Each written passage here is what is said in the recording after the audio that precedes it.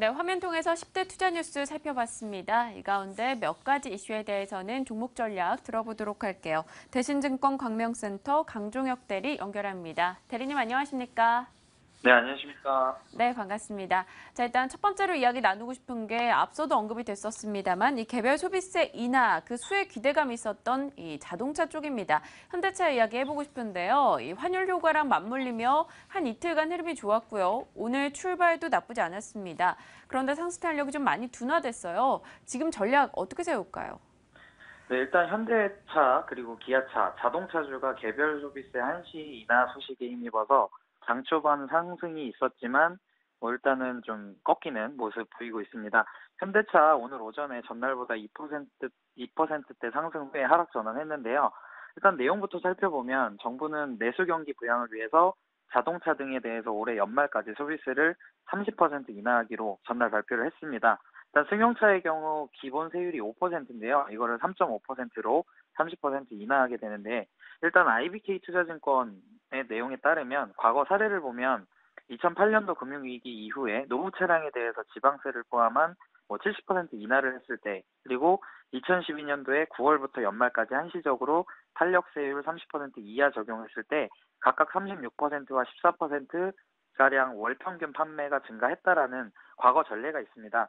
그렇기 때문에 이번 개별 소비세 인하의 경우에 2012년과 매우 유사하게 진행이 될 거라고 보고 일단 4개월간 30% 인하를 계획하고 있기 때문에 일정 부분 내수 수요 회복에 기여를 할 것이다. 이렇게 예상을 하고 있습니다. 투자 의견은 지금 좀 시장에서 좀 어떻게 보면은 긍정적인 뉴스가 나왔음에도 불구하고 매도가 좀 나오고 있는 상황인데 그럼에도 불구하고 저는 매수 의견을 드리겠습니다. 이번 소비세 인하 조치가 투자 심리 개선에 따른 어떤 주가 회복 과정으로 이어질 가능성이 높고 신차 출시가 맞물리면서 내수 판매 개선에 대한 기대감도 있고 그리고 마지막으로 원달러 환율도 상승하면서 이중 통화 약세의 영향을 상당 부분 상쇄할 것이라고 보고 있는데요. 그간의 엔저 흐름도 어느 정도 꺾이는 모습이라 일본차와의 경쟁에서도 조금은 우위를 점할 수 있을 거라고 보고 있습니다. 매수 가격은 14만 5천 원 선에서 하시고 목표 주가는 중기적으로 17만 원 제시하도록 하겠습니다. 네, 외부 여건과 또 심리적인 긍정적 호재성 이슈도 있었으니까 좀 장기적 관점 긍정적으로 언급 주셨네요. 목표 주가 17만 원 설정했습니다. 자, 이제 콘텐츠 관련주 보겠습니다. 사실 어제 초록뱀, SK컴즈, IHQ 대다수 콘텐츠주가 급등한 바가 있었는데요. 오늘은 또 급락으로 진행이 됩니다. SK컴즈 질문 드리고 싶어요. 이 IHQ가 지분을 인수했다라는 소식이 전해지는데 어떤 식으로 판단합니까? 네, SK컴즈가 종합 엔터테인먼트사인 IHQ로 팔린다는 소식에 주가에 영향을 주고 있는 상황입니다. 전날 SK플래닛은 자회사 SK컴즈 지분 51%와 IHQ 신주 28.5%를 교환하기로 했는데요. 이게 지금 SK그룹 지주사 체제로 전환이 되면서 독점 규제 및 공정거래에 관한 법률에 따라서 어쩔 수 없이 SK플래닛은 SK컴즈의 지분을 100% 취득하거나 아니면 전량 매각해야 되는 상황이 발생했는데 이제 매각하는 쪽으로 가닥을 잡았다고 보시면 될 것 같습니다. 일단 IHQ 입장에서는 네이트를 보유하고 있는 SK컴즈를 인수하면서 인터넷 분야로 사업을 확정할 수 있는 그런 시너지는 발생할 수 있겠지만 좀 여러 가지 면에서 시너지가 좀 어떻게 시장에서는 좀 불확실성으로 보고 있는 것 같습니다. 투자 의견은 중립을 드리겠는데요. SK컴즈의 가장 뼈아픈 기억이 2011년도에 네이트 개인정보 유출 사건이었습니다. 중국에서 한 해커가 SK컴즈의 직원을 컴퓨터를 상대로 악성 프로그램을 유포해가지고 3,500만 명에 가까운 아이디와 이름, 비밀번호 등이 유출이 됐는데 이 이후로 SK컴즈는 굉장히 하락세에 직면했고 그 다음에 사실상 모바일 쪽에서는 대처가 거의 힘들었다고 보고 있습니다. 성장성에 대한 의문도 여전히 남아있고 그룹 차원의 시너지도 이제는 기대할 수가 없습니다. 사실상 SK그룹에서 분리가 됐기 때문에 SK컴즈에 대한 투자 메리트를 찾아보기 어려운 상황이어서 투자 의견을 중립을 드리도록 하겠습니다. 네, 보수적인 접근 전략입니다. 자, 금호산업 이 가격 협상이 타결될 것이란 기대감이 높으면서 오늘 급등입니다. 좀 기대해 볼 수 있는 종목입니까?